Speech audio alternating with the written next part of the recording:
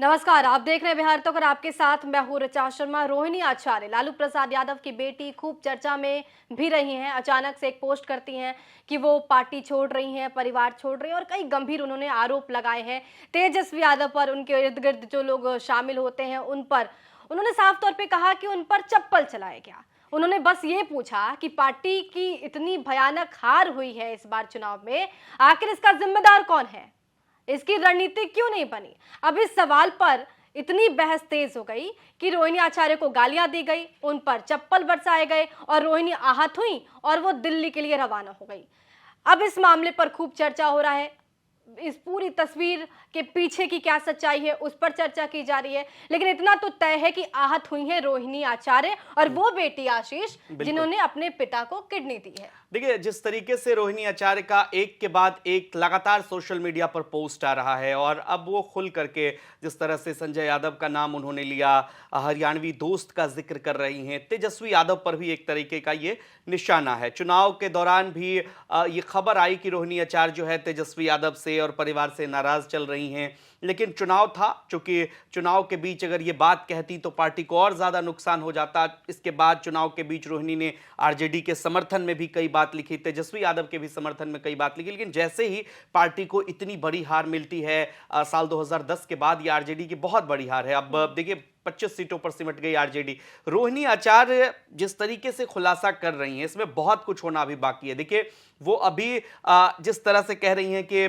उन्हें भद्दी गालियां दी गई, ये कहा गया कि किडनी तुमने जो है बेच दिया, किडनी में बेचे हैं, करोड़ों में बेचे, किडनी गंदा है, गंदी किडनी। बताइए, मतलब इस तरह कोई बेटी जो है अपने पिता के लिए, और बाप बेटी का रिश्ता बहुत भावुक रिश्ता होता है, बहुत इमोशनल रिश्ता, शब्दों में आप इसे क्या ही बयां करेंगे। और रोहिणी आचार्य की तारीफ इस बात के लिए तो की जानी चाहिए कम से कम कि उन्होंने लालू प्रसाद यादव को किडनी दी।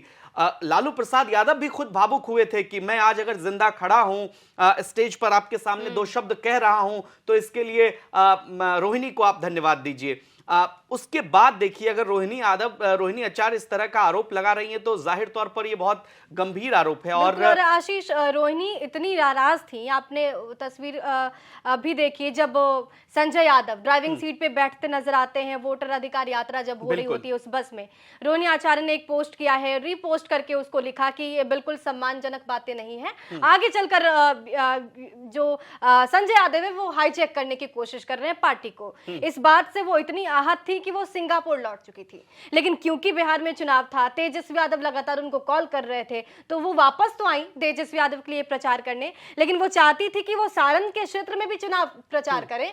तेजस्वी यादव ने मना कर दिया और बस राघोपुर में चुनाव प्रचार करती नजर आई थी रोहिणी। देखिए, दो बातें जो मेरे जहन में सामने आती है, समझ में आती है मुझे, ये कि रोहिणी आचार्य को पार्टी में तरजीह नहीं दी गई और जिस तरह से लगातार वो आरोप लगा रही हैं, चाहे रमीज का जिक्र कर रही हो या फिर संजय यादव का जिक्र कर रही हो, तेजस्वी यादव या तो मतलब ऐसा है कि वाकई संजय यादव को इतना अपर हैंड मिला हुआ है कि रोहिणी आचार्य कुछ बोल नहीं पा रही हैं।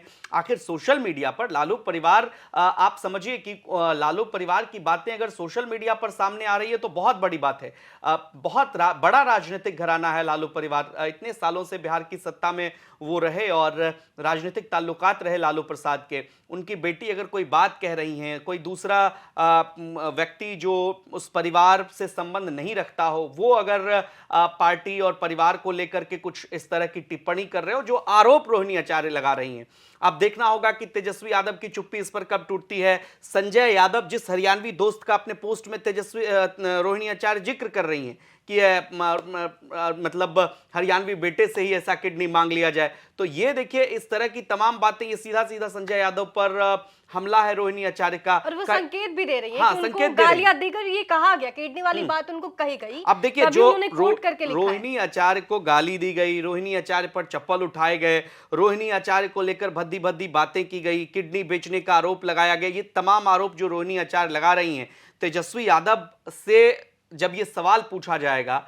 तो ये निश्चित तौर पर निकल कर सामने आएगा। रोहिणी आचार्य अभी सांकेतिक भाषा में बात कर रही हैं, खुल करके देखना होगा कि वो तेजस्वी यादव का नाम लेती हैं कि किस तरीके से उन्होंने तेजस्वी यादव को सारी बातें बताई।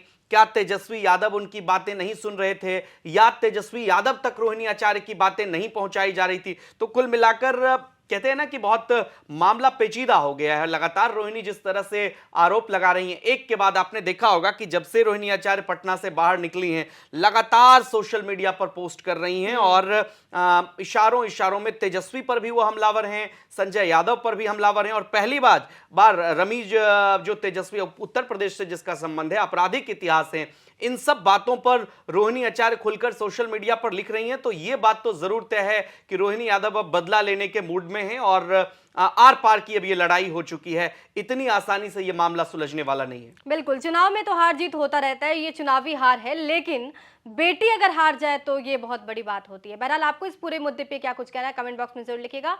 बने रहिए हमारे साथ और देखते रहिए बिहार तक।